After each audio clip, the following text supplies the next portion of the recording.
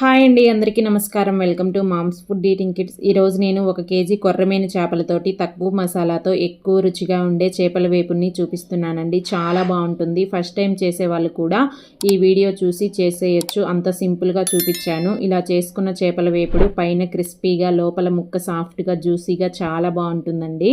వేడి వేడి అన్నంలో పప్పుచారు వేసుకొని ఈ చేపల వేపుడు పెట్టుకొని తినండి, సూపర్గా ఉంటుంది కాంబినేషన్. ఇప్పుడు ఈ చేపల వేపుడు కోసం నేను ఇక్కడ 1 కేజీ కొర్రమీను చేపలని తీసుకొని ఇలా ముక్కలుగా కొట్టించుకొని నీట్గా ఉప్పు వేసి బాగా ఒక 3-4 సార్లు నీళ్ళతోటి క్లీన్ చేసుకొని నీళ్ళన్నీ ఒడిచిపోయేటట్టు ఇలా గిన్నెలో వేసి పెట్టుకున్నానండి. ఇప్పుడు దీని మసాలా కోసం ఇలా ఒక గిన్నెని తీసుకొని దీనిలోకి 1/4 టీ స్పూన్ పసుపు, ఒక 2 టీ స్పూన్ల కారం, ఒక 1/2 టీ స్పూన్ వేయించి పొడి చేసి పెట్టుకున్న జీలకర్ర పొడి వేసుకోండి. అలాగే ఒక 2 టీ స్పూన్లు ధనియాల పొడి, 1 టీ స్పూన్ గరం మసాలా పొడి వేసుకోండి.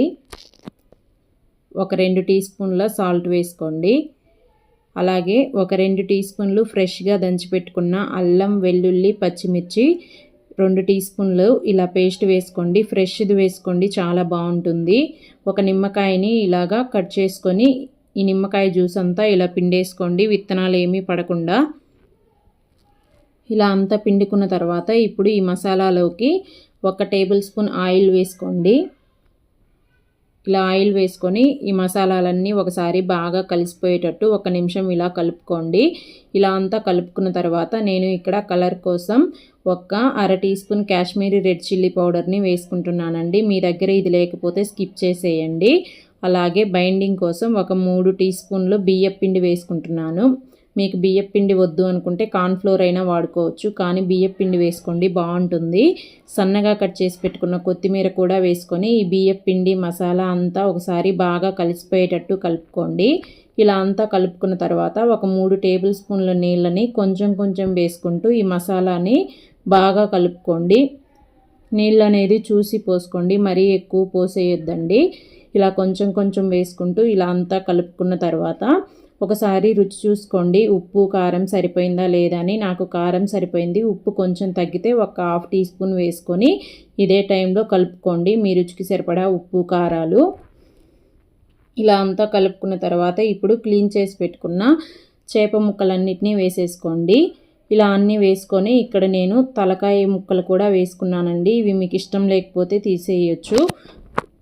ఇప్పుడు ఈ మసాలా అంతా ఈ ముక్కలకి బాగా పట్టేటట్టు ఒక 2-3 నిమిషాలు కలుపుకోండి నిదానంగా. ప్రతి ముక్కకి మసాలా బాగా పట్టేటట్టు కలుపుకోవాలి. ఇలా అంతా కలుపుకున్న తర్వాత ఇప్పుడు దీనిపైన మూతను పెట్టేసుకొని మీకు టైం ఉంటే 1 గంట, లేదా టైం లేకపోతే ఒక అరగంట అయినా పక్కన పెట్టుకోండి. ఫ్రిడ్జ్లో మాత్రం పెట్టట్లేదండి నేను. ఇలాగా 1 గంట తర్వాత చూపిస్తున్నాను. ఫ్రై చేసుకోవడానికి ఇలాగా ఒక ఐరన్ కడాయిని తీసుకున్నాను. ఒక 3 టేబుల్ స్పూన్ల ఆయిల్ వేసుకొని ఆయిల్ అనేది కొంచెం ఇలా బాగా వేడయ్యాక దీనిలోకి కలిపి పెట్టుకున్న చేప ముక్కలన్నిటినీ కడాయిలో ఎన్ని పడతాయో అన్నే పెట్టుకోండి. ఫ్రీగా ఫ్రై చేసుకునేటట్టు ఎక్కువ పెట్టేయొద్దు, తిప్పుకునేటప్పుడు విరిగిపోతాయి ముక్కలు అనేవి. ఇలా అంతా పెట్టుకున్న తర్వాత కొంచెం మసాలాని వీటిపైన పూసేసుకోండి. ఇప్పుడు ఫ్రెష్గా ఉండే 2 కరివేపాకు రెమ్మల్ని పెట్టుకోండి, ఫ్లేవర్ సూపర్గా ఉంటుందండి. ఇలా పెట్టుకొని ఒకసారి ట్రై చేయండి మీరు కూడా. ఇప్పుడు దీనిపైన మూతను పెట్టేసి మంటని మీడియం ఫ్లేమ్లో పెట్టి కడాయిని అటు ఇటు తిప్పుకుంటూ అన్ని వైపులకి మంట తగిలేటట్టుగా బాగా పెట్టుకోండి. ఒక 3 నిమిషాల తర్వాత మళ్ళీ మూత తీసేసి ఇప్పుడు రెండో వైపుకి నిదానంగా ఇలా తిప్పుకోండి. ఇలా తిప్పుకునేటప్పుడు అట్లకాడైతే ముక్క అనేది విరిగిపోకుండా ఉంటుందండి గెరిట కంటే. ఇలాగ అట్లకాడ తీసుకొని నిదానంగా రెండో వైపుకి తిప్పుకోండి. ఎలా అంటే అలా తిప్పారంటే ముక్కలు అనేవి విరిగిపోతాయి.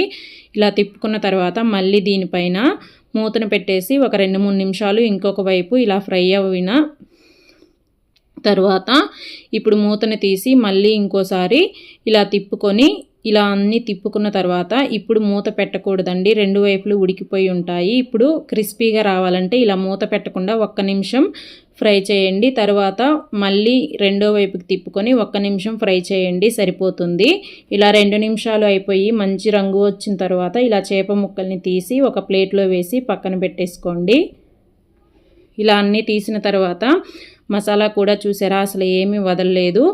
ఇలా కొంచెం వదిలిన ఈ మసాలాని కూడా తీసేసి ఒక ప్లేట్లో వేయండి.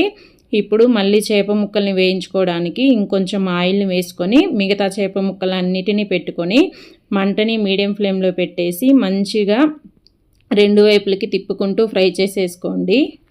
అంతేనండి, చాలా సింపుల్గా చేపల వేపుడు అనేది రెడీ అయిపోతుంది. తక్కువ మసాలాతో ఎక్కువ రుచితో చాలా బాగుంటుంది. లోపల వరకు ముక్క ఉడికి జ్యూసీగా చాలా బాగుంటుంది. తినేటప్పుడు ఇలాగ చేసి కొంచెం నిమ్మకాయ ఉల్లిపాయలు పెట్టి ఇచ్చేసేయండి, ఉత్తదే లాగించేస్తారు. అంత బాగుంటుంది ఈ చేపల వేపుడు. లేకపోతే ఇలా వేడివేడి అన్నంలోకి పప్పుచారు వేసుకొని ఈ చేప ముక్కల్ని పెట్టి ఇవ్వండి. సూపర్గా ఉంటుంది కదా కాంబినేషన్ రెండిటిది. ఇలా మీరు ఎప్పుడు ట్రై చేయకపోతే ఒకసారి ట్రై చేయండి. ట్రై చేసి నచ్చితే ఒక లైక్ చేసి మీ ఫ్రెండ్స్ అండ్ రిలేటివ్స్కి షేర్ చేసి ఛానల్ని సబ్స్క్రైబ్ చేసుకొని పక్కనే ఉన్న బెల్ బటన్ని క్లిక్ చేయండి. Thanks for watching.